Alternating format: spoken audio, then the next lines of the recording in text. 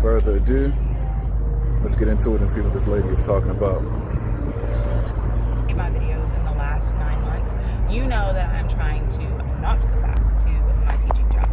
Mainly because I have a lot of jobs, like a lot, and I would just like to have one less. And as the time gets closer to the end of the year and I have to make this decision, I've honestly been having a lot of anxiety about it, because as much as I don't want to come back, it makes me very anxious about not coming back for many reasons.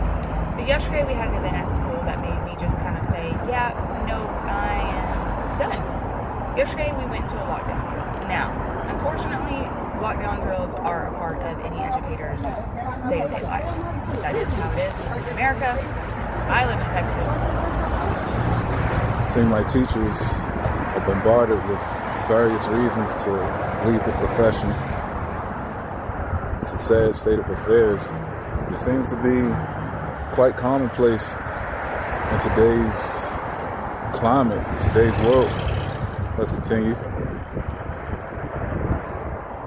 This is so very. However, when we have lockdown rules that are not real, we normally get some kind of information, like an email ahead of time saying, hey, lockdown rules are in this time, this time. So we are aware of it. That was not the case. We went to a lockdown drill, and at first I didn't think anything of it, but then I was like, we didn't get an email, that's kind of weird. Got all the kids situated. They were like, is this a drill? Is this real? Because they've grown up in public education. Unfortunately, they're kind of used to this. They know, like, something's a little off. Then we hear sirens, and I'm like, okay, this may not be real, but I can't show any kind of emotion. I don't want to freak my kids out, okay? So we're sitting there. I have a small class. I'm a dyslexia therapist, so I'm specialized instruction. I had 7 kids in my class, and after I heard the sirens, they were looking at me, and I was kind of like, it's okay. I was getting questions like, are we gonna?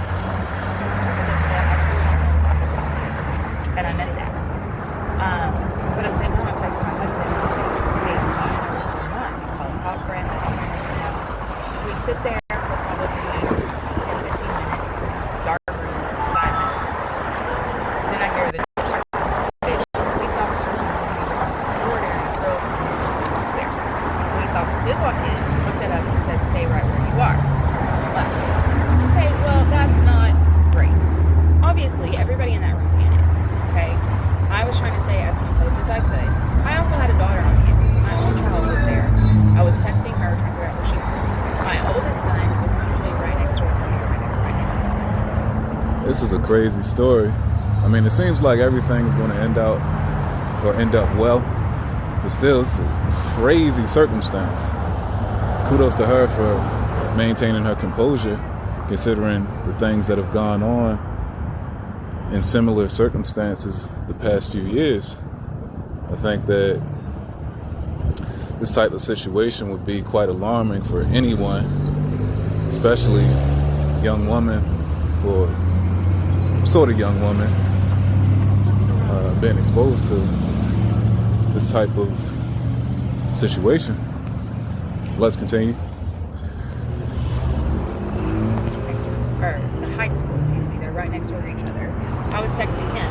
His logical thought, if we're on lockdown, surely the school right beside us is on lockdown. They weren't, by the way.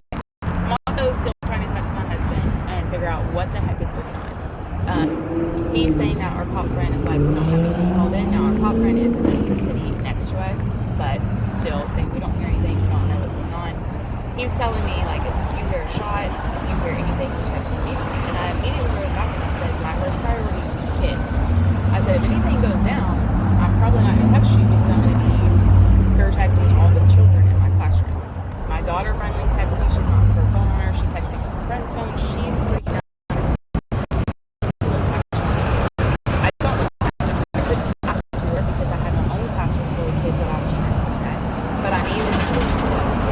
And just the thought of, like, telling my husband, like, I probably won't be able to text you, and immediately thinking, like, what, like, looking around my room and looking at scenarios, like, how can I protect these kids? What would I do? I'm already sitting in front of them.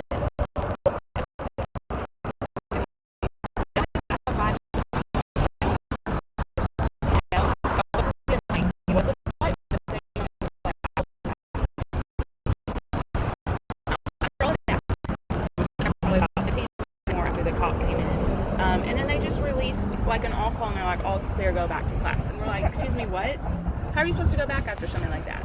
And yes, it was a false alarm. Wow. I think this is one of those situations where it's only funny in retrospect. In hindsight, it's 2020. They gave this lady the scare of her life. For what? For what reason? For what purpose? Things are crazy nowadays. And when I say that, I refer to just how business is conducted.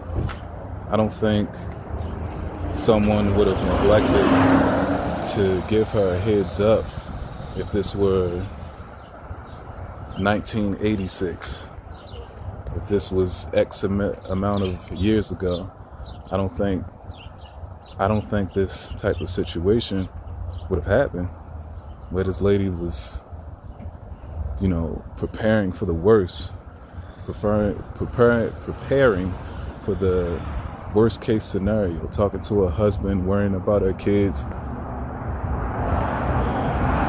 It's really quite outrageous when you think about it. I think that it's clear to see why she would be tempted to leave. It's unprofessional, the situation that she was involved in. Just completely unprofessional. It's outrageous, outlandish. I don't see how something like this could just happen. How does this happen? Well, that's my 2 cents on the situation. I'd love to hear your opinion. Comment, like, and subscribe. Peace.